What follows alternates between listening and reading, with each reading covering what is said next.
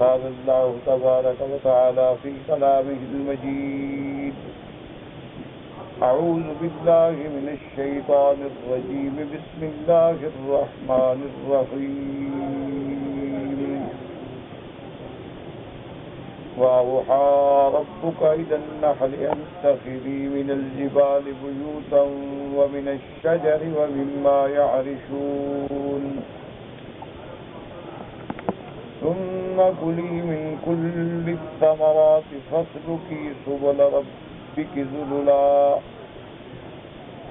يخرج من بطونها شراب مختلف ألوانه فيه شفاء للناس إن في ذلك لآية لقوم يتفكرون. اللہ تبارک و تعالیٰ نے کلام مقدس کی ان آیات مبارکہ میں جو سورۃ النحل کی آیات ہیں، اللہ نے اپنی نعمتوں کا ذکر فرمایا ہے. جیسے سابقہ آیات میں ہم نے اللہ کے قرآن مقدس میں مشرکین کے بارے میں اور ان کے عقائد قبیحہ کے بارے میں پڑھا ہے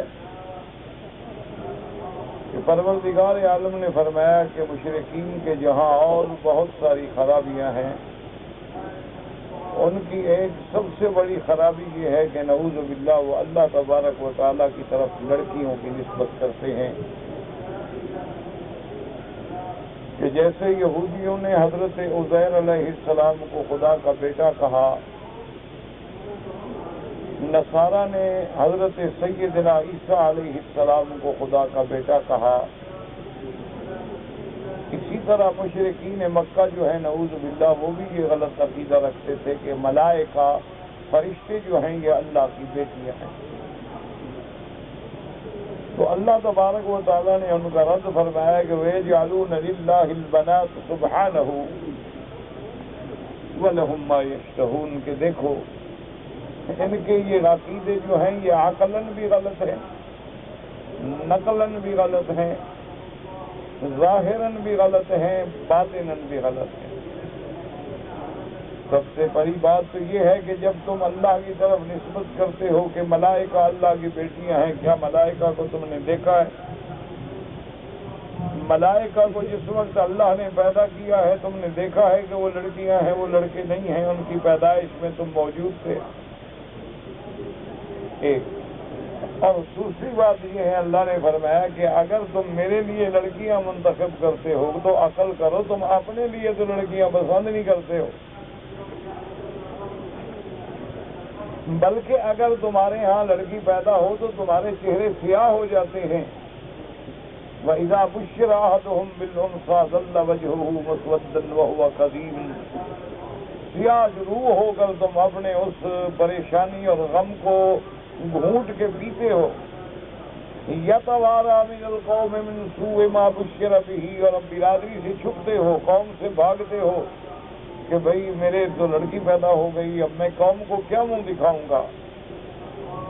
اور پھر تم ایسے غلط فیصلے کرتے ہو کہ يُمْسِكُهُ عَلَىٰ هُونٍ کہ یا تو میں لڑکی کو رہنے دوں اور ذلت کے ساتھ زندگی گزاروں، ام يَدُسُّهُ فِي التُّرَابِ یا زندہ بچی کو دفن کر دوں مٹی میں تاکہ جان چھوٹے، میری بدنامی ختم ہو. تو اپنے لیے تو تم بچی کو اتنا ذلیل سمجھتے ہو، اتنی عار سمجھتے ہو، اپنے لیے اتنی بری بات سمجھتے ہو کہ قوم سے منہ چھپاتے پھر رہے ہو. تو جو چیز تم اپنے لیے پسند نہیں کرتے ہو وہ خدا کی طرف نسبت کر رہے ہو. کوئی عقل کی بات ہے. پہلے تو یہ سب سے بڑی جہالت ہے، یاد رکھیں کہ کوئی آدمی لڑکی کو حقیر سمجھے. یہ میرے اللہ تبارک و تعالیٰ کے فیصلے ہیں، وہ چاہیں تو لڑکیاں دیں، وہ چاہیں تو لڑکے دیں، وہ چاہیں تو جوڑے دیں، وہ چاہیں تو بالکل نہ دیں. یہ اس کا ایک نظام ہے، اور کائنات کا تبادل و تناسل کا سلسلہ ہی تب چلے گا کہ جب لڑکیاں بھی ہوں گی اور لڑکے بھی ہوں گے. اور اسی لیے علماء امت نے لکھا ہے کہ اگر اللہ تبارک و تعالیٰ کسی انسان کو سب سے پہلی لڑکی عطا فرمائے تو اسے خوش ہونا چاہیے اور اس سے زیادہ خوشی منانی چاہیے اور یہود و نصارہ کی مخالفت کرنی چاہیے، مشرکین کی مخالفت کرنی چاہیے کہ پہلی بچی کا پیدا ہونا جو ہے بڑی مبارک بات ہوتی ہے۔ کہ اللہ نے قرآن میں جہاں فرمایا ہے کہ یہب لمن یشاء اناثا ویہب لمن یشاء الذکور، کہ میں چاہوں تو لڑکیاں دوں یا لڑکے دوں، تو پہلے لڑکی کا ذکر کیا ہے۔ تو اسی لیے علماء نے فرمایا کہ لڑکی کا پیدا ہونا تو باعث رحمت ہے، باعث خوشی ہے۔ اور پھر سب سے بڑی بات یہ ہے کہ کائنات کی سب سے افضل مخلوق سیدنا محمد مصطفیٰ صلی اللہ علیہ وعلا آلہ واصحابہ وسلم کی نسل کو اللہ نے لڑکی سے چلایا۔ حضور کے تو سارے لڑکے فوت ہو گئے، اللہ نے 3 لڑکے حضور کو عطا فرمائے، وہ تینوں فوت ہو گئے، اور حضور کا جو آگے نسل چلا ہے تو سیدہ فاطمہ الزہرا، ان کی اولاد سیدنا حسن، سیدنا حسین، سیدہ ام کلثوم، تو سارا نسب جو ہے اب آپ دیکھیں جو سید ہیں یا تو اپنے آپ کو سید کہلوائیں گے، قریشی کہلوائیں گے، ہاشمی کہلائیں گے، یا اپنے آپ کو حسنی کہلائیں گے، یا حسینی کہلائیں گے، یا فاطمی کہلائیں گے۔ تو یہ سارے سب سے اعلیٰ نسب جو ہے میرے محبوب کا وہ بھی تو لڑکی سے چلا۔ تو اس لیے اللہ نے فرمایا کہ مشرکین کی یہ بات عقلاً بھی غلط ہے اور نقلاً بھی غلط ہے۔ اصل بات یہ ہے کہ یہ لوگ جو ایسی مثالیں بناتے ہیں یہ وہ لوگ ہیں للذین لا یؤمنون بالآخرہ، ان کا آخرت پر ایمان نہیں۔ تو جب آخرت پر ایمان ہی نہ ہو تو پھر جو مرضی آئے کہتے رہے۔ اسی لیے ہمیشہ اسلام کے فلسفے کو سمجھیں کہ اللہ تبارک و تعالیٰ اپنے دین کو چلانے کے لیے، اوامر و نواہی کو نافذ کرنے کے لیے اللہ نے جو ہمیں نظریہ اور ایمان دیا ہے آخرت کا، اسی سے بندے کی اصلاح ہوتی ہے۔ جتنا بندے کا آخرت پہ یقین زیادہ ہوگا اتنا بندہ زیادہ صحیح ہوگا۔ اس کی وجہ یہ ہے کہ اب آپ ٹھنڈے دل سے غور کریں کہ جو آدمی رات کو تہجد کے لیے جاگتا ہے وہ اپنے محل میں ہے، بنگلے میں ہے، فلیٹ میں ہے، کوئی دیکھنے والا نہیں ہے، لیکن وہ رات کے آخری پہر میں کہ جب نیند کی لذت کا وقت ہوتا ہے وہ جاگتا ہے، بیدار ہوتا ہے، وضو کرتا ہے، مصلی پہ آ کے گڑ گڑاتا ہے، اس کو کون اٹھانے والا ہے؟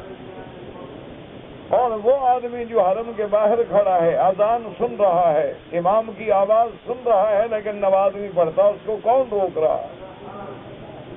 اصل وجہ جو ہے وہ ایمان بالآخرت ہے۔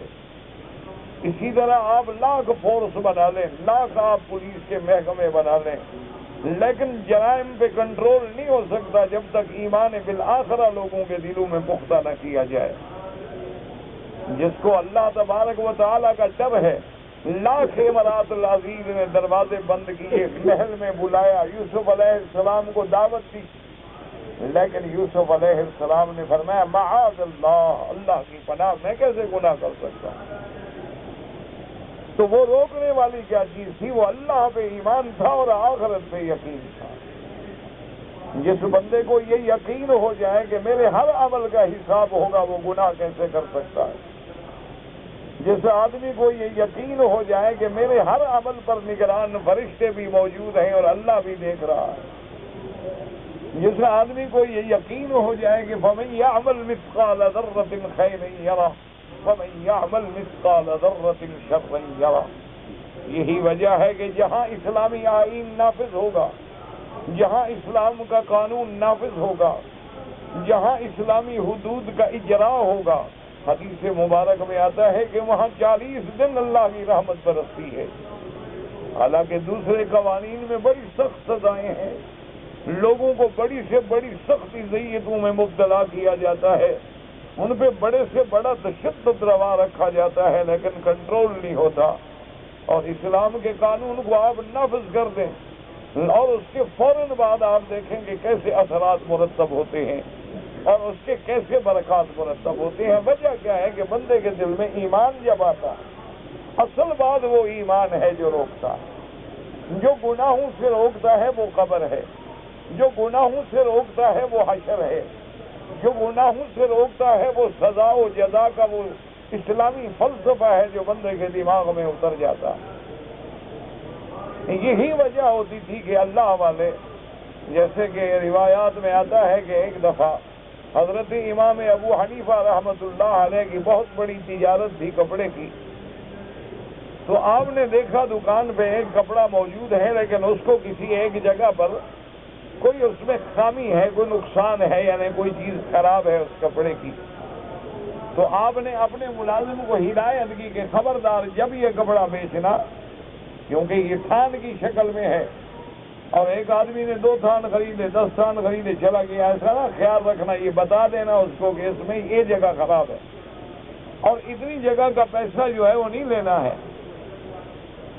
تو اس نے کہا کہ بہت اچھا، لیکن جب سال ختم ہو گیا اور حساب کر کے اس نے پیش کیا تو حضرت نے پوچھا کہ بھی میں نے تمہیں ہدایت کی تھی کہ ایک تھان میں ایک جگہ داغ ہے، وہ تم نے بیچنے والے کو وضاحت کر دی تھی؟ اس نے کہا حضرت سچی بات یہ ہے میں جھوٹ نہیں بولتا، میں بھول گیا، مجھے بالکل وہ بات ہی یاد نہیں رہی، میرے دماغ سے ہی نکل گئی۔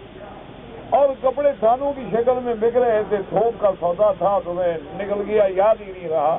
تو فرمایا کہ اس سال میں کتنا نفع ہوا ہے؟ تو اس دور میں یعنی حضرت 80 ہجری میں پیدا ہوئے ہیں، یہ اس دور کی یعنی ابھی پہلی ہجری، پہلی صدی چل رہی ہے۔ تو اس نے کہا کہ حضرت 80,000 درہم کا نفع ہوا ہے۔ فرمایا سارا خیرات کر دو، میرے گھر میں 1 درہم بھی نہیں آنا چاہیے، کہ اس میں مال مشتبہ شامل ہو گیا ہے، اب میں وہ گھر میں نہیں استعمال کر سکتا۔ تو اسی وقت سارے پیسوں کی خیرات کر دی اور پریشانی بھی الگ رہی۔ وہ کون سی چیز تھی جو ان کو ڈرا رہی تھی؟ وہ آخرت کا محاسبہ تھا جو ڈرا رہا کہ کہیں قیامت کے اندر اگر پوچھ لیا گیا تو میں کیا جواب دوں۔ یہ اصل بات ہے جو انسانوں کو صراط مستقیم پہ قائم رکھتی ہے۔ ہم سمجھتے ہیں کہ ہم قانون کے زور سے، طاقت کے زور سے نہیں، بلکہ اللہ کے احکام کے زور سے ہر چیز کو کنٹرول کیا جاتا ہے۔ اللہ تبارک و تعالیٰ سے دعا کریں کہ ہمیں بھی اللہ تبارک و تعالیٰ اپنے قانون کی برکات و ثمرات اور اسلام کو سمجھنے کی توفیق عطا فرمائے۔ اس کے بعد پھر اللہ نے اپنے جلال کا ذکر کیا، فرمایا وَلَوْ يُؤَاخِذُ اللَّهُ النَّاسَ بِظُلْمِهِمْ مَا تَرَكَ عَلَيْهَا مِن دَابَّةٍ، کہ اگر میں ہر بندے کو اس کے ہر گناہ پہ پکڑ لوں تو تمہیں زمین پہ کوئی چلتا ہوا بھی نظر نہ آئے۔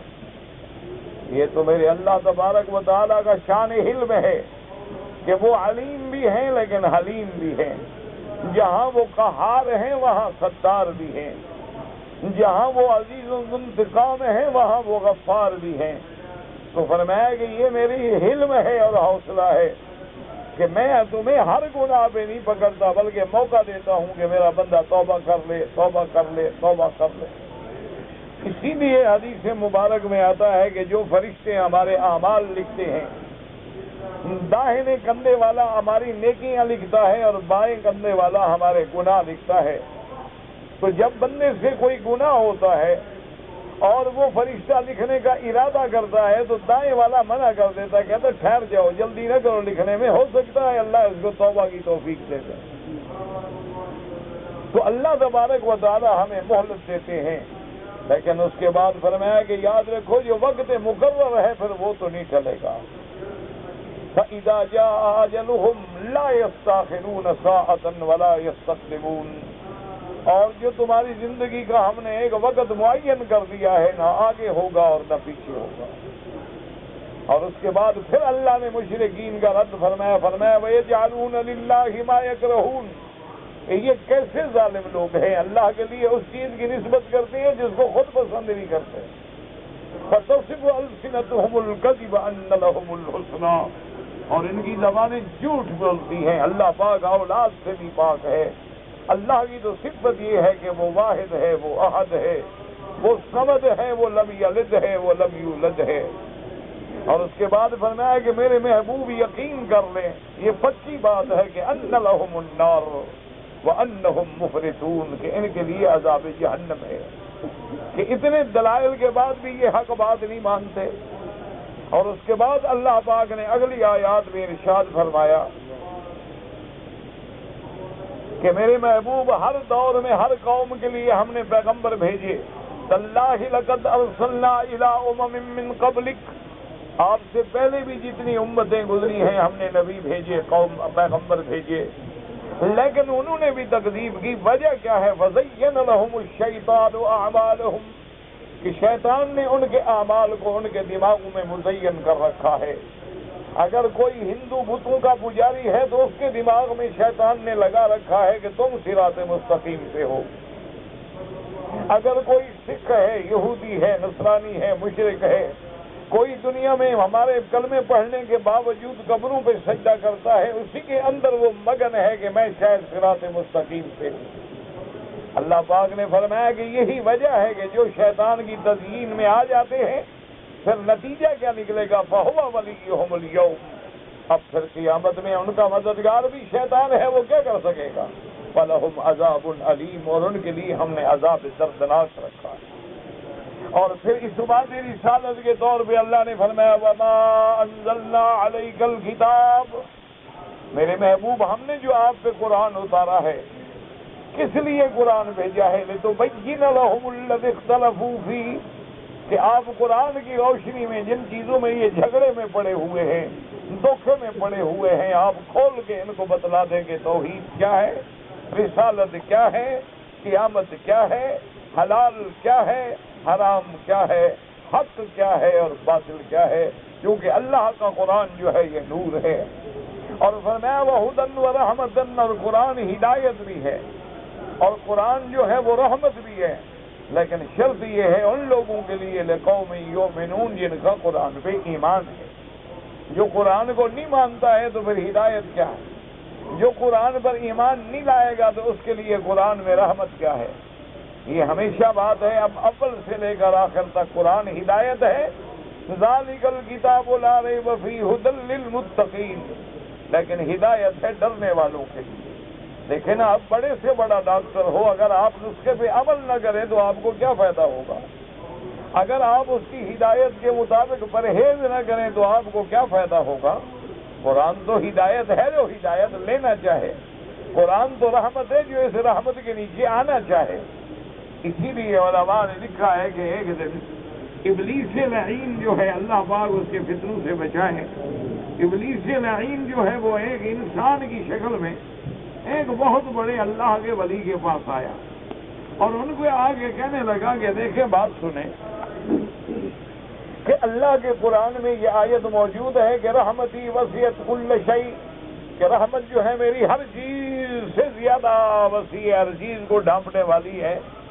یہ قرآن میں آیت موجود ہے کہ اللہ کی رحمت جو ہے ہر چیز پہ زیادہ ہے، ہر چیز کو چھپانے والی اور رحمت کے نیچے ہے. میں فرمایا ہاں بالکل قرآن میں ہے. تو کہنے لگا کہ حضرت یہ بتائیں کہ شیطان بھی کوئی نہ کوئی شے ہے کہ نہیں ہے؟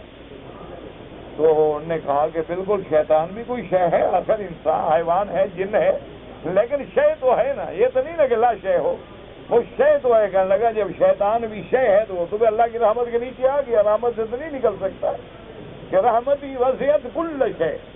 جب رحمت ہر شے کو ڈھانپ لیتی ہے تو شیطان بھی تو شے ہے. تو آپ نے فرمایا چونکہ اللہ نے علم عطا فرمایا تھا، انہوں نے فرمایا کہ بالکل ٹھیک ہے، اللہ کی رحمت تو وسیع ہے، لیکن تم نے پوری آیت کو نہیں پڑھا. اگر تم آگے آیت پڑھ لیتے تو مسئلہ سمجھ آ جاتا. اللہ فرماتے ہیں وَرَحْمَتِي وَسِعَتْ كُلَّ شَيْءٍ فَسَأَكْتُبُهَا لِلَّذِينَ يَتَّقُونَ، لیکن میں نے اپنی رحمت لکھی ان کے لیے ہے جو مجھ سے ڈرنے والے ہیں. تو تم چونکہ اللہ سے نہ ڈرنے والے ہو، اللہ کا مقابلہ کرنے والے ہو، تم تو خود اپنے آپ کو رحمت سے نکال گئے. اس لیے ہمیشہ یاد رکھیں کہ قرآن تو رحمت ہے، قرآن تو ہدایت ہے، قرآن تو نور ہے، قرآن تو حق و باطل کے اندر تفریق کرنے والا ہے. اسی لیے قرآن کا دوسرا نام فرقان ہے. لیکن شرط یہ ہے کہ ہم قرآن کو پڑھیں اور قرآن پہ عمل کریں. اگر ہم نے قرآن کو صرف توحید لکھنے کے لیے رکھا ہو، اگر ہم نے قرآن مجید کو صرف قسم اٹھانے کے لیے رکھا ہو، اگر ہم نے قرآن مجید کو ایک مقدس کتاب سمجھ کے غلافوں میں لپیٹ کے طاقوں میں سجا دیا ہو، تو پھر ہدایت کیسے نصیب ہو سکتی ہے؟ اسی لیے آپ دیکھیں کہ جارج برنارڈ شاہ جو بڑا ایک مفکر اور بڑا ایک ادیب گزرا ہے، وہ کہتا ہے کہ وہ کہتا ہے کہ میں ایک یقین سے کہتا ہوں کہ جب میں قرآن دیکھتا ہوں تو میں سمجھتا ہوں اس جیسی کتاب کائنات میں نہیں ہے، اس جیسی عظیم کتاب کائنات میں نہیں ہے، اور جب میں مسلمانوں کو دیکھتا ہوں تو سمجھتا ہوں کہ ان جیسے ذلیل لوگ بھی دنیا میں نہیں ہیں۔ وہ کہتا ہے کہ میں حیران ہوتا ہوں، ایک طرف ان کی کتاب پہ نظر پڑتی ہے تو اس کی عظمتوں کے آگے سر جھک جاتے ہیں، لیکن دوسری طرف مسلمانوں کے اعمال پہ نظر پڑتی ہے تو حیران ہوتا ہوں کہ یہ کیسی ذلت والی قوم ہے کہ جو کچھ ان کے قرآن نے کہا ہے اسی کی مخالفت کو یہ دین سمجھتے ہیں، اسی کی مخالفت کو یہ آزادی سمجھتے ہیں۔ قرآن انہیں توحید سکھانے آیا، یہ غیروں کی قبروں پہ جھک گئے۔ قرآن انہیں حلال کھلانے آیا، یہ سود کے عادی ہو گئے۔ قرآن انہیں حرام سے بچانے آیا، ان کا گزارا رشوت پہ ہو گیا۔ قرآن نے شراب کو حرام کیا، ان کا ہر بڑے آدمی کا گزارا شراب پہ ہے، اور اس نے شراب کو اپنا اسٹیٹس سمبل بنا لیا ہے کہ بڑے آدمیوں کے پاس ولایتی شرابیں ہوں گی۔ اللہ تبارک و تعالیٰ نے عورت کے غنا پہ، عورت کی موسیقی پہ، عورت کے گانے پہ حرمت کا فتویٰ دیا، انہوں نے اس کو اپنے لیے تفریح اور آرٹ کا نام دے دیا ہے۔ اللہ تبارک و تعالیٰ نے زنا کو حرام کیا، انہوں نے کہا نہیں یہ تو ایک آزادی ہے، انسان انجوائے کرتا ہے، اس میں کیا فرق پڑ جاتا ہے۔ تو یہ کیسی قوم ہے کہ قرآن کے ماننے والے بھی ہیں، چومنے والے بھی ہیں، قرآن کو سینوں سے لگانے والے بھی ہیں، لیکن عمل کرنے والے نہیں ہیں۔ اسی لیے اللہ نے قرآن میں بتا دیا یہدی بہ اللہ کثیر یضل بہ کثیرا ویہدی بہ کثیرا۔ بہت سارے لوگ ہیں جو قرآن پڑھ کے گمراہ ہو جائیں گے، اور بہت سارے لوگ ہیں جو قرآن پڑھ کے ہدایت پا جائیں گے۔ اسی لیے میرے محبوب نے، رحمت دو عالم نے، سرکار محمد عربی صلی اللہ علیہ وسلم نے فرمایا ہے، آپ نے فرمایا ہے کہ بہت سارے قاری القرآن ہیں، رب قاری القرآن یقرأ القرآن والقرآن یلعنہ۔ بہت سارے لوگ ہیں جو قرآن پڑھ رہے ہوتے ہیں اور قرآن ان کو لعنت کر رہا ہوتا ہے۔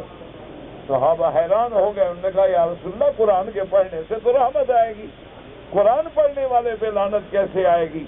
حضور نے فرمایا جب وہ قرآن پڑھ رہا ہے اور پڑھتا ہے لعنت اللہ علی الظالمین، اللہ نے ظالموں پہ لعنت بھیجی ہے اور وہ ظلم کر رہا ہے تو لعنت نہیں آ رہی۔ جب قرآن پڑھتا ہے، قرآن میں آتا ہے لعنت اللہ علی الکاذبین، اللہ نے جھوٹوں پہ لعنت بھیجی ہے، وہ قرآن بھی پڑھتا ہے اور جھوٹ بھی بولتا ہے۔ اللہ تبارک و تعالیٰ نے قرآن میں لکھا ہے کہ جو آدمی میرے حدود حرم میں، جو آدمی مسجد الحرام میں، جو آدمی اللہ کے حرم میں کسی قسم کی زیادتی کرے گا نذقہ من عذاب علیم، فرمایا من یرد فیہ بالحاد بالظلم نذقہ من عذاب علیم۔ قرآن پڑھتا ہے کہ انا جعلنا حرما آمنا، قرآن پڑھتا ہے کہ من دخلہ کان آمنا، اور پھر امن والی جگہ میں فساد کرے، گولیاں چلائے، فتنہ کرے، یہ مسلمان کیسے ہو سکتا ہے؟ اس لیے قرآن بعض پڑھنے والے ہیں دعویٰ کریں گے ہم قرآن پڑھتے ہیں لیکن قرآن لعنت کر رہا ہو۔ اس لیے حضرت عمر رضی اللہ تعالی عنہ نے فرمایا کہ صدق رسول اللہ، فرمایا کہ میرے مدنی نے سچ فرمایا ہے، ان اللہ یرفع بہذا الکتاب اقواما ویضع بہا آخرین، اللہ نے اس قرآن کے ذریعے لوگوں کو بلند کر دیا ہے اور چھوڑنے والوں کو ذلت کے گڑھے میں ڈال دیا ہے۔ آج بھی آپ غور کریں کہ وہ امت مسلمہ جس کا اثر دریاؤں پہ تھا، فضاؤں پہ تھا، ہواؤں پہ تھا، جس نے بے سر و سامانی اور بے وسائل 80 لاکھ مربع میل پہ اسلام کا پرچم گاڑ دیا، جن کے بارے میں اقبال کو کہنا پڑا کہ بات کیا تھی کہ نہ روم و ایران سے دبے چند بے تربیت اونٹوں کے چرانے والے۔ آج اس قوم کیوں ذلت میں پڑی ہے؟ جہاں نظر ڈالو ذلت ہے، جہاں نظر ڈالو خون مسلم کی ارزانی ہے، جہاں نظر ڈالو مسلمانوں کی عصمتوں کو روندا جا رہا ہے، جہاں نظر ڈالو مسلمانوں پہ کوئی رونے والا نہیں ہے۔ فما وقت علیہم السماء والارض، آپ پورے عالم پہ نظر دوڑا لیں، آپ ہر طرف نظر دوڑا لیں، آپ فلسطین پہ نظر ڈالیں، آپ کشمیر پہ نظر ڈالیں، کہیں پہ نظر ڈالیں، آپ تصور نہیں کر سکتے کہ وہ مشرکین اور وہ عابدین اوثان، وہ بتوں کے پجاری مسلمان بیٹیوں کی عزتوں سے کھیلتے ہیں۔ عصمتوں سے کھیلتے ہیں اور ان کی چیخیں سننے والا بھی کوئی نہیں ہے۔ وجہ کیا ہے کہ ہم نے قرآن کو چھوڑ دیا ہے؟ وجہ کیا ہے کہ ہم نے دین اسلام کو چھوڑ دیا ہے؟ ہم نام کے مسلمان ہیں، لم یبق من الاسلام الا اسمہ، اسلام کا صرف نام رہ گیا اور قرآن صرف کتابوں میں لکھا ہوا رہ گیا ہے۔ تو اس لیے اللہ نے فرمایا کہ میرے محبوب، ہم نے جو آپ کو کتاب دی ہے یہ ہدایت ہے، یہ رحمت ہے، لیکن ایمان لانے والوں کے لیے۔ اب اس کے بعد اللہ نے اپنی نعمتوں کا ذکر کیا ہے۔ یاد رکھو، نعمتوں کے ذکر کا کیا معنی ہے کہ اللہ اپنی نعمتیں یاد دلاتے ہیں کہ غافل بندہ میری نعمتوں کو دیکھ کے منعم کو پہچانے کے نعمتیں بھیجنے والا کون ہے، اور پہچانے کے ان نعمتوں کا خالق کون ہے، مالک کون ہے، رازق کون ہے، تاکہ اللہ تبارک و تعالیٰ کی وحدانیت، اللہ تبارک و تعالیٰ کی عظمت پہ ایمان ہو سکے۔ اور اس کے ساتھ یہ بھی سوچے کہ یہ ساری نعمتیں جو اللہ نے ہمیں دی ہیں، فرمایا واللہ انزل من السماء ماء، کہ یہ میری نعمتوں پہ غور کرو کہ ہم نے آسمانوں سے اتارا ہے پانی کو، ہم نے آسمانوں سے پانی اتارا، فاحیا بہ الارض بعد موتها، اور پھر ہم نے مردہ زمین کو اس کے ساتھ زندگی بخشی۔ اب یاد رکھو کہ آسمانوں سے بھی پانی اترتا ہے اور بادلوں سے بھی پانی اترتا ہے۔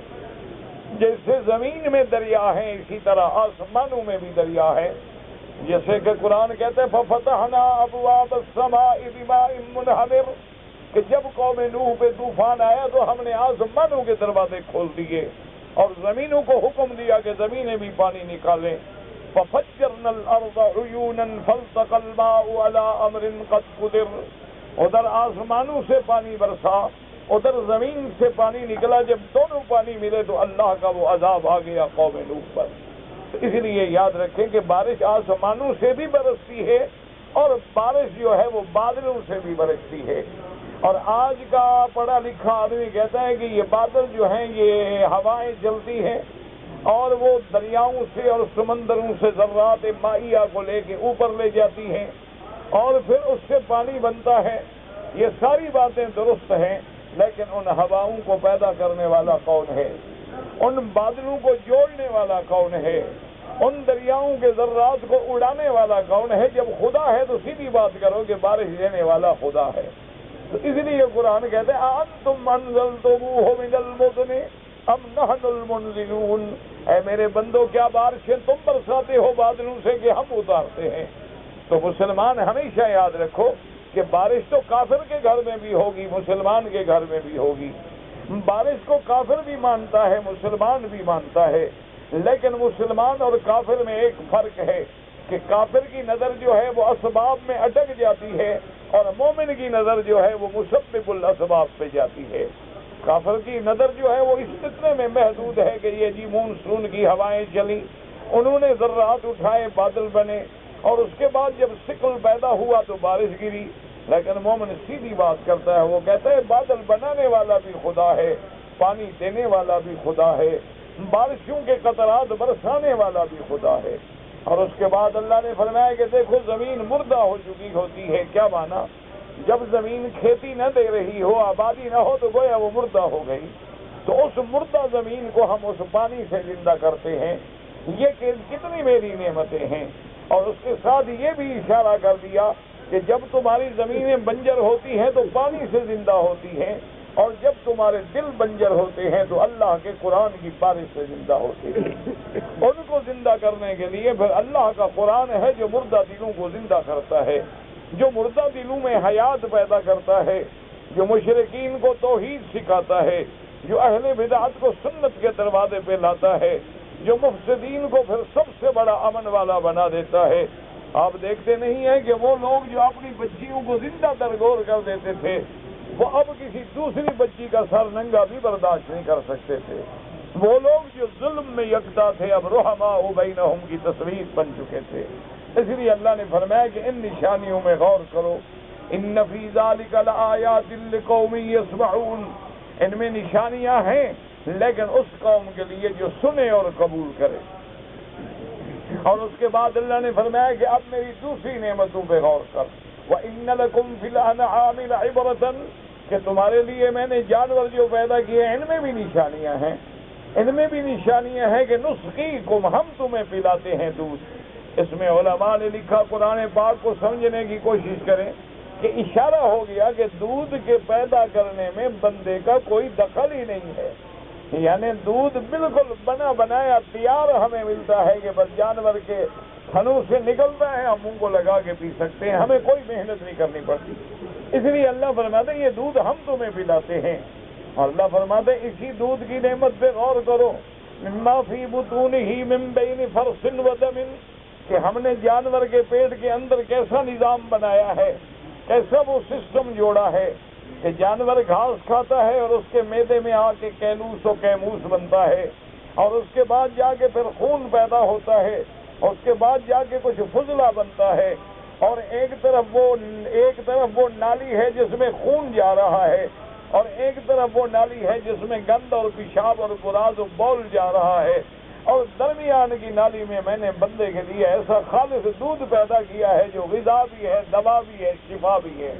اور اللہ نے فرمایا کہ دیکھو میں نے کیسا انتظام کیا ہے کہ خون والی نالی کو ہم لیک نہیں ہونے دیتے کہ بندہ دیکھے گا تو دودھ جو ہے اس میں خون مل گیا پھر بھی بندہ نہیں پیے گا، اور اگر دودھ کے اندر خدا نہ کرے بول و براز والی کوئی لیکیج ہو جائے، بدبو آ جائے گی، پھر بھی میرا بندہ نہیں پیے گا۔ فرمایا میں نے تمہارے لیے کیسا انتظام کیا، من بین فرث و دم لبنا، خالص دودھ، خالصا سائغا، ایسا دودھ جو پینے میں بھی لذت افروز ہے اور پینے میں بھی سہل ہے، سائغا للشاربین۔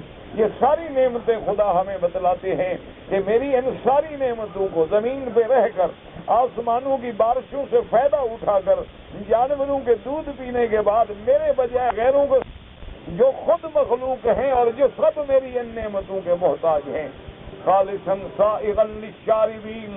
اور یاد رکھیں کہ میرے محبوب نے ایک حکم بھی فرمایا ہے، آپ نے فرمایا کہ جب بندہ کوئی کھانا کھائے، کوئی نعمت ہو، بڑی سے بڑی نعمت، تو کہے الحمدللہ الذی اطعمنا وسقانا وجعلنا من المسلمین، اللہ تیرا شکر ہے، تو نے کھلایا، تو نے پلایا اور تو نے ہمیں ماننے والا بنایا ہے۔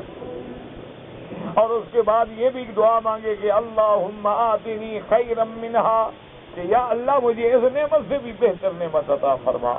لیکن حضور نے فرمایا کہ جب بندہ دودھ پی لے تو کہے اللہم زدنی من، کہ یا اللہ اسی نعمت میں سے اور عطا فرما، کیونکہ دودھ سے زیادہ بہتر نعمت کوئی نہیں۔ اس لیے علماء نے لکھا ہے کہ یہ اللہ کا کرم ہے کہ بچے کی پیدائش کے بعد اس کی غذا بھی اللہ نے دودھ سے رکھی ہے۔ اللہ نے فرمایا اور میری نعمتیں دیکھو، وَمِن ثَمَرَاتِ النَّخِيلِ وَالْأَعْنَابِ، کہ میں نے تمہارے لیے درخت پیدا کیے، میں نے تمہارے لیے کھجور و انگور پیدا کی، تَتَّخِذُونَ مِنْهُ سَكَرًا، چاہے تو تم اس سے شراب بنا کے اپنی تباہی لے لو، اور چاہے تو رزقاً حسنا، کہ تم اس سے رزق حسن حاصل کرو۔ کیا مانا؟ ویسے کھجور کھاؤ، ویسے انگور کھاؤ، یا اس کو سکھا کے کشمش بنا لو، کھجور کو سکھا کے محفوظ کر کے سارے سال کی غذا بنا لو۔ ان فی ذلک لآیۃ لقوم یعقلون، ان تمام چیزوں میں نشانیاں ہیں لیکن اس قوم کے لیے جو سوچتے ہیں، جو عقل رکھتے ہیں۔ جو قومیں عقل سے خارج ہو جائیں، یاد رکھیں کہ کافر بڑے سے بڑا بھی پڑھا لکھا ہو تو وہ عقل والا نہیں ہوتا، کافر بڑے سے بڑا پڑھا لکھا ہو تو قرآن کی نظر میں وہ عالم نہیں ہوتا۔ قرآن کی نظر میں عقل والا وہ ہے جو سب سے پہلے اپنے مالک کو پہچانے، سب سے پہلے اس کو اللہ کی معرفت حاصل ہو، اللہ کی ذات و صفات کو جانتا ہو۔ سب سے بڑا عالم وہ ہوتا ہے جو حلال و حرام کی تقیید رکھتا ہو۔ صرف باقی علوم جو ہے وہ تو دنیاوی وسائل ہیں، ورنہ اصل علم تو اپنے اللہ کو پہچاننا ہے۔ جو اپنے اللہ کو نہ پہچانے وہ کیسا عقل والا ہو سکتا ہے؟ اور آج کے سبق میں جو ہم نے پڑھا ہے، اللہ نے ایک اور نعمت کا ذکر فرمایا ہے۔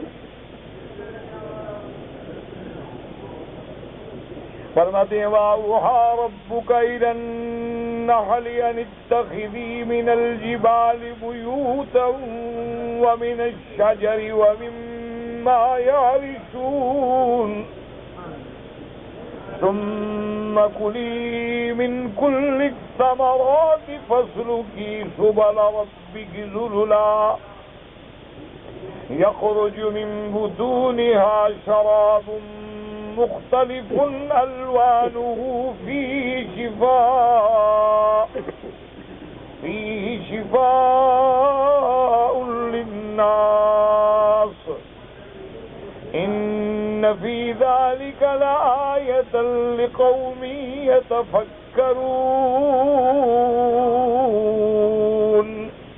اللہ نے فرمایا کہ ہم نے تمہارے لیے ایک اور نعمت پیدا کی. اچھا یاد رکھیں، اوحا کا معنی ہوتا ہے وحی. وحی کا معنی ہوتا ہے کہ خفیہ طریقے سے کوئی چیز کسی کے دل میں، دماغ میں ڈالنا. لیکن یہاں وحی کا معنی وہ شریعت والی وحی نہیں جو انبیاء پہ آتی ہے. یہ وحی کا معنی اللہ فرماتے ہیں کہ نحل کی مکھیاں، شہد کی مکھی جو ہے اس کو بھی ہم نے خفیہ اور اس کے دماغ میں، ذہن میں ڈال دیا ہے. معلوم ہوا کہ اللہ نے عقل، شعور، ادراک، فہم جو ہے وہ ہر چیز کو دیا ہے. جانوروں کو بھی دیا ہے، پرندوں کو بھی دیا ہے، حتیٰ کہ شہد کی مکھیوں کو بھی دیا. یعنی کوئی دنیا میں ایسی مخلوق نہیں. اللہ فرماتے ہیں میں نے جو چیز پیدا کی پھر اس کو میں نے سمجھا دیا ہے کہ تم نے کیسے زندگی گزارنی ہے. اسی لیے آپ دیکھیں کہ قرآن نے سورۃ النمل میں، حتیٰ کہ اس سورت کا نام بھی سورۃ النمل ہے، کہ سیدنا سلیمان علیہ السلام کے زمانے میں آپ گزر رہے ہیں اور ایک چیونٹی جو ہے اپنی چیونٹیوں کو جمع کر کے تقریر کر رہی ہے. یعنی آپ اندازہ کرو کہ چیونٹی بھی اپنی چیونٹی کو رحم کرتی ہے. یہ انسان کیا چیز ہے جو اپنی جنس پر بھی رحم نہیں کرتا، اپنے انسانوں کا قاتل بن جاتا ہے. اسی لیے علماء نے لکھا ہے کہ ہر حیوان جو ہے وہ حیوان چاہے درندہ ہو وہ اپنے جنس کا قاتل نہیں ہوتا. سانپ کبھی سانپ کو نہیں ڈستا، شیر نے کبھی شیر کو نہیں مارا ہے. کوئی حیوان کبھی اپنی جنس کا قاتل نہیں ہوتا. ایک سب سے بڑا خطرناک انسان ایسا حیوان ہے جو اپنی جنس کا قاتل ہے. اس کی وجہ کیا ہے؟ اللہ نے فرمایا ہے تو احسن تقویم. جب یہ میری انکار کرتا ہے تو ثم رددناہ اسفل سافلین، پھر ہم اس کو بالکل نچلے گڑھے میں ڈال دیتے ہیں، پھر یہ بدترین حیوان بن جاتا ہے.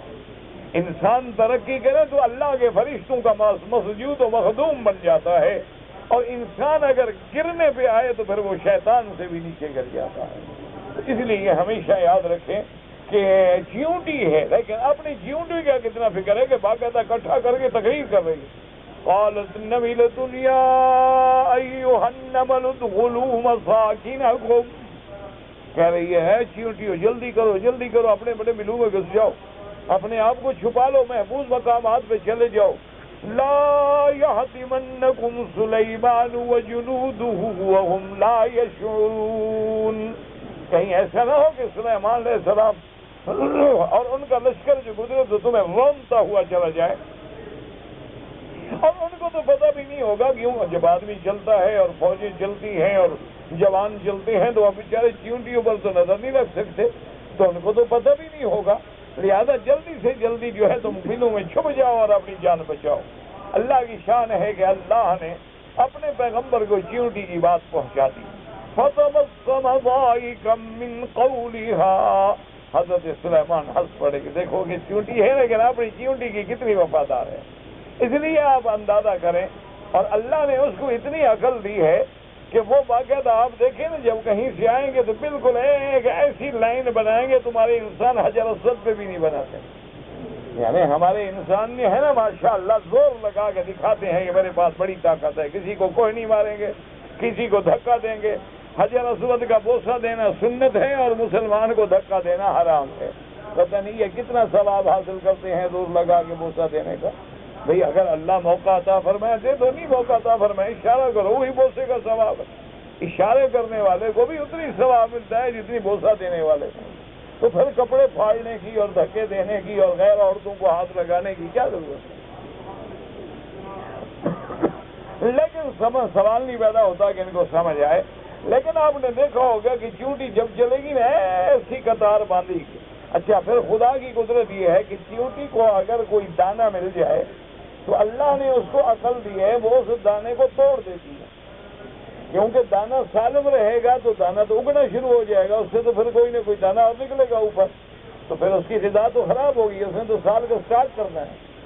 یہ تو مسلمان ہے جو آتا ہے شام کو کھا گیا اور صبح کو چوری کرے گا یا بھیک مانگے گا، کیونکہ اس نے اپنے نظم پہ کبھی کنٹرول ہی نہیں کیا. اور اس کو سمجھتا ہے کہ شاید یہ بڑی نیکی ہے. کوئی نیکی نہیں ہے. اللہ نے جو نظام بنایا اس کے مطابق چلنا نیکی ہے.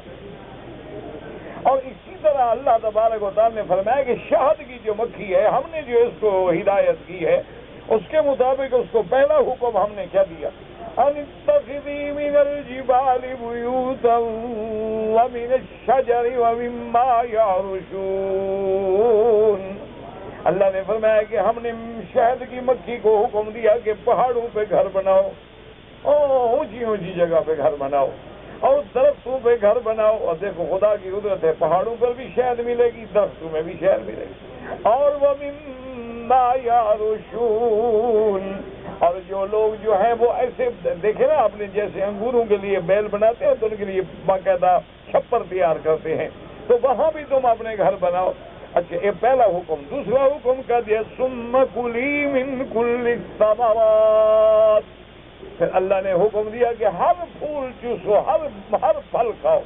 جو دنیا میں نے پھل کی پیدا کیے ہیں سب کو کھاؤ، سب کو چوسو، سب سے فائدہ اٹھاؤ. فصلوں کی سبل ربک ذللا، اور میں نے تیرے لیے رستے بنا دیے آسان اور کھلے رستے، اس میں آسانی سے پیدا چلو. اب آپ اندازہ کریں کہ مکھی جو ہے شہد کی، علماء نے لکھا ہے کہ اس پہ اگر آپ غور کریں، اس کے آپ نظام کو دیکھیں تو آپ حیران ہو جائیں گے. ان کی ایک تو ملکہ ہوتی ہے جس کو کہتے ہیں ملکۃ النحل، ایک ملکہ ہوتی ہے عورت. اس سے یہ نہ سمجھ لینا کہ عورت کا ملکہ بننا جائز ہے، یہ مکھیوں کی ہوتی ہے، بندوں کی نہیں ہوتی. ہاں کیا ہے جی، انسان ہے نا. آج کل ہمارے یہاں بڑے بڑے مجتہد پیدا ہوئے ہیں، مسئلے نکالتے رہتے ہیں بیچارے. وہ کہتے ہیں دیکھو جی ملکہ بلقیس کا ذکر نہیں ہے قرآن میں، تو ملکہ بلقیس تو کافر تھی، وہ مسلمان تو تھی نہیں، وہ تو بعد میں اسلام لے آئی، وہ تو بعد شمس میں تھی. وَوَجَدتُّهَا يَعْبُدُونَ لِلشَّمْسِ مِن دُونِ اللَّهِ، وہ تو سورج کے پجاری لوگ تھے. ان سے ہمارے لیے کیا دلیل بن سکتی ہے؟ ہماری دلیل یا قرآن ہوگا یا فرمان محمد مصطفیٰ ہوگا صلی اللہ علیہ وسلم.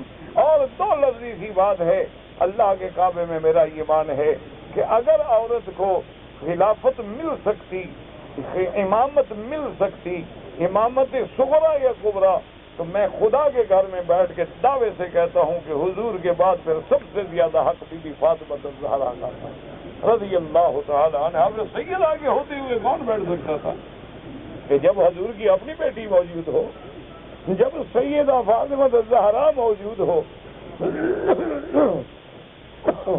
جس کو حضور فرمائے کہ فاطمہ میں بھی جگر کا ٹکڑا ہے، اور جس کے لیے سرکار دو جہاں کھڑے ہو جاتے ہوں، جب وہ بچی موجود ہو کوئی اور بیٹھ سکتا ہے؟ اس لیے اسلام کے نزدیک الگ بات ہے. تو اللہ نے یاد رکھیں کہ نحل کی ایک ملکہ ہے، یعنی ایک ان کی شہزادی ہوتی ہے.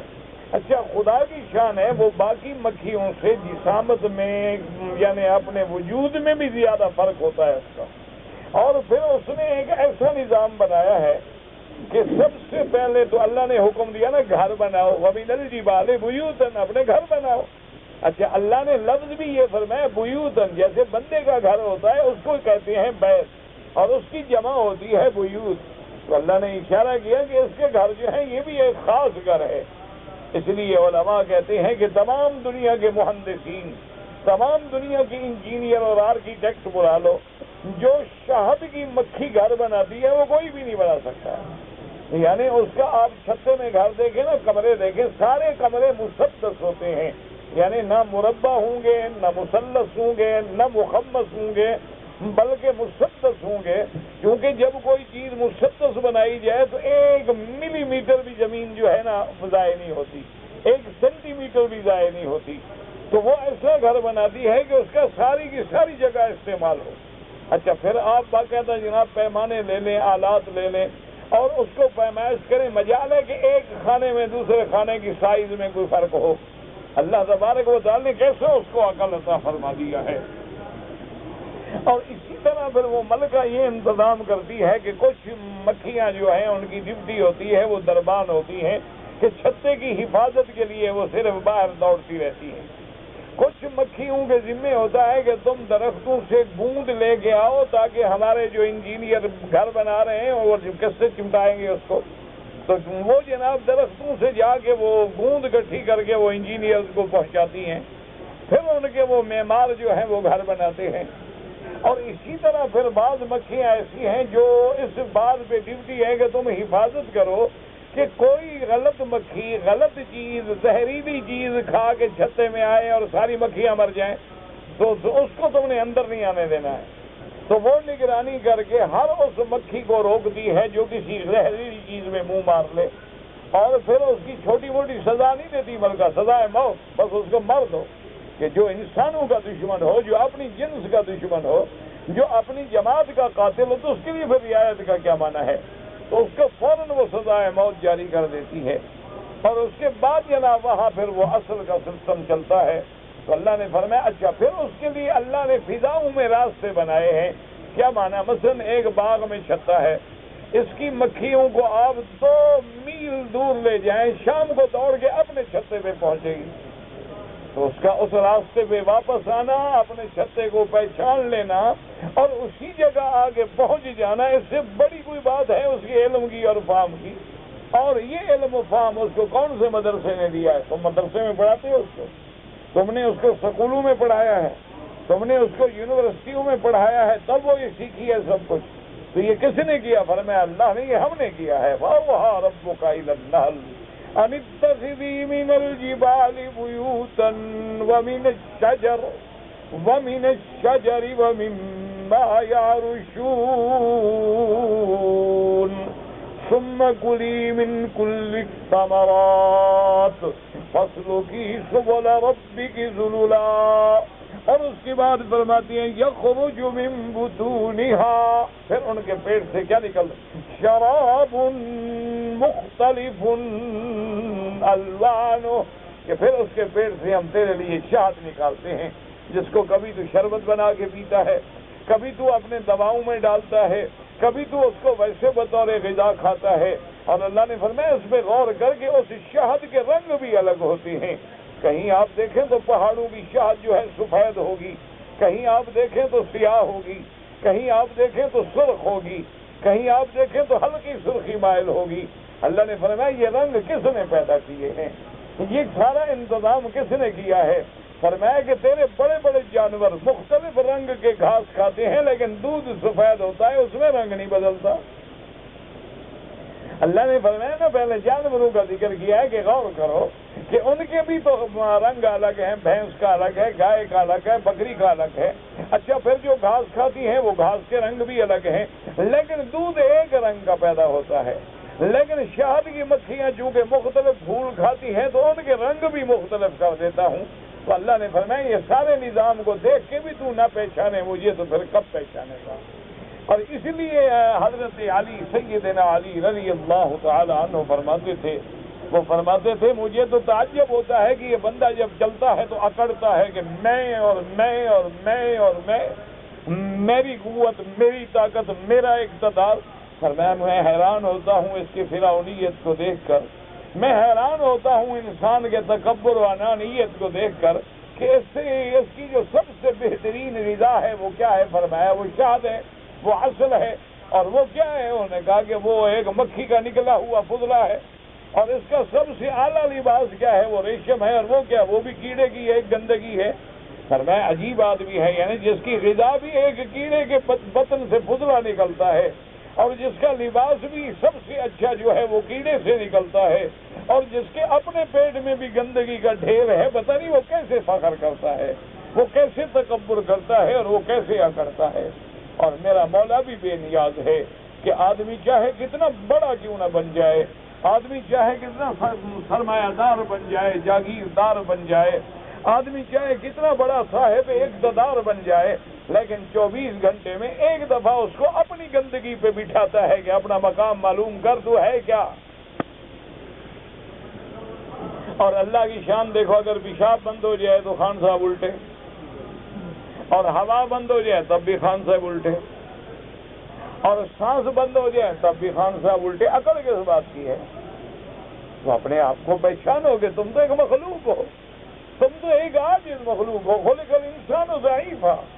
تمہاری عزت جو ہے وہ تواضع میں ہے، تمہاری عزت جو ہے وہ خدمت میں ہے، تمہاری عزت جو ہے وہ اللہ کی فرما برداری میں ہے. اس لیے اللہ نے فرمایا کہ میں نے پھر تمہارے لیے اس کو شفا بنایا ہے. لیکن یاد رکھو یہ معنی نہیں ہوتا کہ ہر بیماری میں شفا ہو. قرآن کہتے ہیں یخرج من بطونها شراب مختلف الوانه فيه شفاء للناس. یاد رکھیں شفا کا معنی یہ نہیں ہوتا کہ ہر بندے کے لیے ہر بیماری کے لیے شفا. یہ لوگوں کو غلط فہمی ہے. شفا نکرہ ہے یعنی بہت ساری چیزوں کے لیے شفا ہے اور کسی چیز میں کسی کو موافق نہیں بھی آ سکتی, کسی کو وہ چیز جو ہے مناسب نہیں بھی ہو سکتی. یہ تو لوگوں کے دماغ میں ایک بات آ گئی ہے جی شاید ہر چیز کی شفا ہے, کیونکہ ہمارے نیم حکیم اسی طرح بندوں کو مارتے ہیں نا. میٹھی چیزیں کھلانا شروع کر تو شوگر والے کو انشاءاللہ جلدی وفات کروا جائیں گے, اور پھر کہو گے نہیں جی میں نے تو کتاب میں پڑھا تھا کہ شفا ہے. شفا جو ہے اشفا نہیں, شفا ان نکرہ ہے. شفاء للناس ان فی ذلک لآیۃ لقوم یتفکرون. کہ ان سب چیزوں میں نشانیاں ہیں, علامات ہیں کہ ان میں غور کرو, تدبر کرو, اللہ کی ذات کو پہچاننے کی کوشش کرو. اللہ آپ کو بھی اور مجھے بھی پہچاننے کی توفیق دے.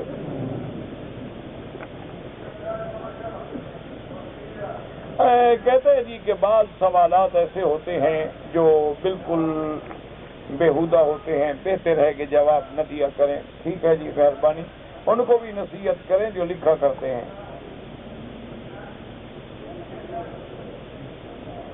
کہتے ہیں جی کہ بخاری شریف میں لکھا ہوا ہے کہ حج جو عمرہ کرنے والے مکے سے احرام باندھے وہ حج کا احرام ہے, عمرے کا نہیں. جس نبی کی حدیث ہے اس نے اپنی بیوی کو مکے سے کیوں نہیں احرام بدوایا اپنے گھر سے, کیوں حکم دیا کہ تنعیم لے جاؤ؟ تو کچھ سمجھا کرو نا, عقل کرو.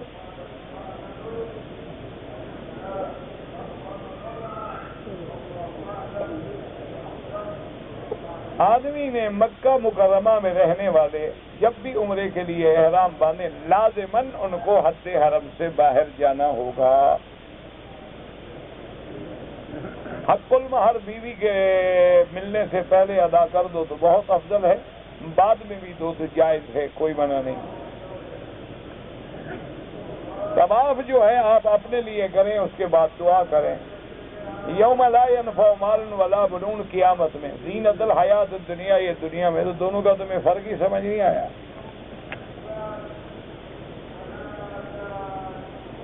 اگر کوئی آدمی نماز کے بعد آیت الکرسی پڑھے, بالکل حسن حسین میں دیکھ لیں, آپ کو روایت بھی مل جائے گی.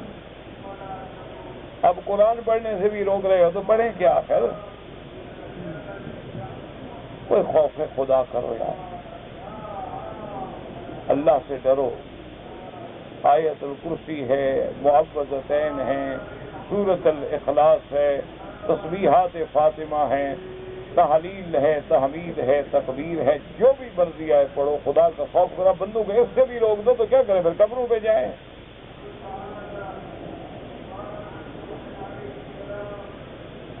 اللہم اغفر لحینا و میتنا, ہاں یہ دعا ہے. ربنا آتنا فی الدنیا, یہ نہیں ہے جنازے میں. سوالات نبیوں کے بارے میں ایک روایات ہیں, لیکن صحیح عدد کا علم اللہ کے سوا کسی کو نہیں. اگر ایک آدمی نے کہا کہ میں فلاں بندے کو دیکھوں تو میری بیوی کو طلاق دوں گا سے نہیں ہوتی. اگر کہا طلاق تو حنفی مسلک میں ہو جاتی ہے, لیکن سب سے بہتر یہ ہے کہ دارالفتاء سے رجوع کریں. جو لوگ داڑھی مڈاتے ہیں گناہگار ہیں. داڑھی رکھنا بالکل سرکار دو عالم نہیں, 1,24,000 پیغمبر کی سنت دائمہ ہے. نماز میں ہاتھ باندھنا جو ہے یہ جمہور کے نزدیک افضل ہے. ہاتھ چھوڑنا جو ہے صرف ایک بار حدیث مبارک میں آتا ہے, لیکن بعض علماء فرماتے ہیں وہ بھی عذر سے. نماز جنازہ میں میت بالغ ہو یا نابالغ ہو, عورت ہو یا مرد ہو, وہ دعا جامع ہے. اللہم اغفر لحینا و میتنا و شاہدنا و غائبنا و صغیرنا و کبیرنا و ذکرنا و انثانا, وہ دعا سب کے لیے ہے. اگر عورت گھونگھٹ کیا ہے عمرے میں اور کپڑا ہوا سے منہ کو لگے, کچھ بھی نہیں ہوتا, تہجد کی نماز حرم میں پڑھیں یا تنہائی میں؟ جتنا تنہائی میں پڑھیں گے اتنا افضل ہے، کہ چونکہ جو عبادات نفلی ہیں ان کو جتنا چھپا کے کیا جائے وہ افضل ہے۔ باقی اب کچھ لوگ آتے ہیں بیچارے ہفتے کے لیے 10 دن کے لیے حرم میں، وہ حرم میں پڑھے، لیکن یاد رکھو کہ مکے میں سارا شہر جو ہے وہ سارا حرم ہے، جہاں آپ ہوٹل میں بھی پڑھیں گے وہی ثواب ہے۔ حرم میں نمازیوں کے آگے نہ گزریں، مجبوری ہو تو سجدے کی جگہ پہ پاؤں نہ آئے، تھوڑا دور گزریں۔ اگر ایک عورت ہے با پردہ ہے، اس کے چہرے پہ کچھ بال ہیں تو وہ اپنے خامد کے لیے ان بالوں کو نکال دے تاکہ اس کی زینت میں فرق نہ آئے، بالکل جائز ہے، کوئی منع نہیں۔ عورت اپنے خامد کے لیے جو بھی زینت کرے ماں سوا بھویں باریک کرنے کے، اس سے حضور نے منع کیا ہے۔ بعض بال نکل آتے ہیں نا، بعض عورتوں کی جیسے داڑھی کی جگہ بھی بال نکل آتے ہیں، تو ان کو اگر وہ نکال دے بالکل جائز ہے۔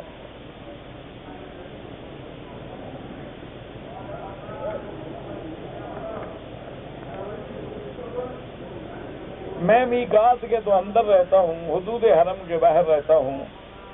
میں نے حج افراد کیا، مکے سے احرام نہیں، آپ کو باہر سے احرام باندھنا تھا، آپ نے غلطی کی، دم پڑ گئی۔ کسی غیر اسلامی ملک میں اگر پیسے ہمارے بینک میں ہوں تو سود لے سکتے ہیں؟ بالکل نہیں۔ کتا مسلمان کے گھر میں ہو حرام ہوتا ہے، کافر کے گھر میں ہو حرام ہوتا ہے۔ گھر بدلنے سے کتا حلال نہیں ہو جاتا کہ کافر کے گھر میں ہو تو ذبح کر کے کھا جاؤ، کافر کے گھر میں ہے تو کتا کتا ہوتا ہے، سود سود ہے، حرام حرام ہے، سیدھی سی بات ہے۔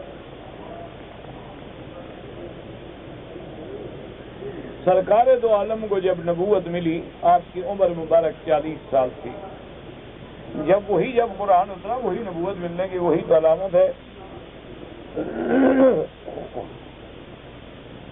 اگر کسی کی بیوی غلط کام کرے تو والدین بھی ڈانٹ سکتے ہیں، اس کا شوہر بھی مار سکتا ہے۔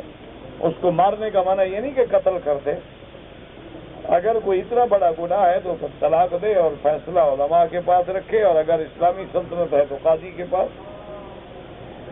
یہاں جو ڈائریوں میں وقت لکھا ہوتا ہے اشراق، وہ مراد ہوتا ہے سورج نکلنا، وہ نماز کا وقت نہیں، نماز اس سے 15 منٹ 20 منٹ بعد ہوتی ہے۔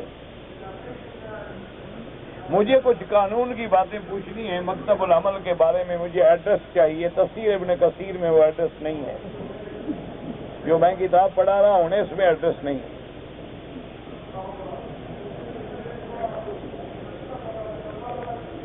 اللہم انی اعوذ بک من فتنۃ القبر، فتنہ کا معنی امتحان، کہ اللہ قبر کی پکڑ سے بچا۔ بعض لوگ جو 40ویں مناتے ہیں وہ بدعت ہے۔ جو لوگ 4 دفعہ تکبیر میں اللہ اکبر اللہ اکبر اللہ اکبر اللہ جیسے اذان ہے وہ بھی حدیث میں ہے، اور 2 دفعہ کہو تو حدیث میں ہے، کوئی جھگڑے والا مسئلہ نہیں۔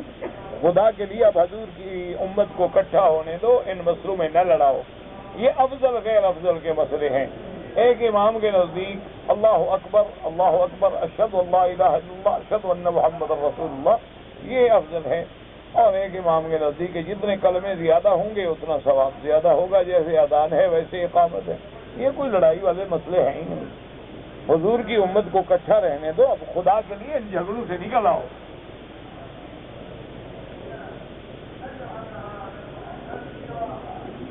دکان چلانے کے لیے 1 لاکھ روپے دیے اور 5,000 پتہ نہیں دیتا ہے، کبھی اس کو نقصان ہو گیا، ہماری رقم لوٹاتا ہے۔ بہرحال اگر آپ نے کام کے لیے 1 لاکھ دیا ہے، آپ نفع نقصان میں شریک ہیں تو حلال ہے۔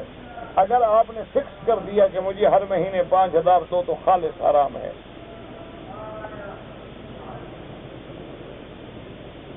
اگر ایک آدمی قرضہ لے کے مکے میں آیا ہے اور حج کے دن آ گئے تو کیا قرضہ ادا کرے؟ حج کرو، پہلے اللہ کے بندے مکے میں آئے، وہ پہلے قرضہ ادا کرنے جائے گا پھر حج کرے گا؟ عقل کرو، حج کرو، کہ کیا مسئلہ ہے کہ قرضہ ہے تو حج نہیں ہوگا؟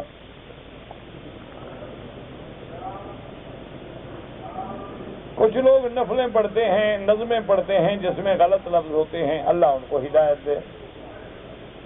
ایک آدمی نے کہا کہ حدیث رسول میں حکم ہے کہ میلاد بنایا کرو، اگر ہے حدیث تو ہمیں بھی لکھ دو تاکہ ہم بھی غلطی میں نہ رہیں۔ وہ حدیث مبارک لکھ کے مجھے بھجوا دو۔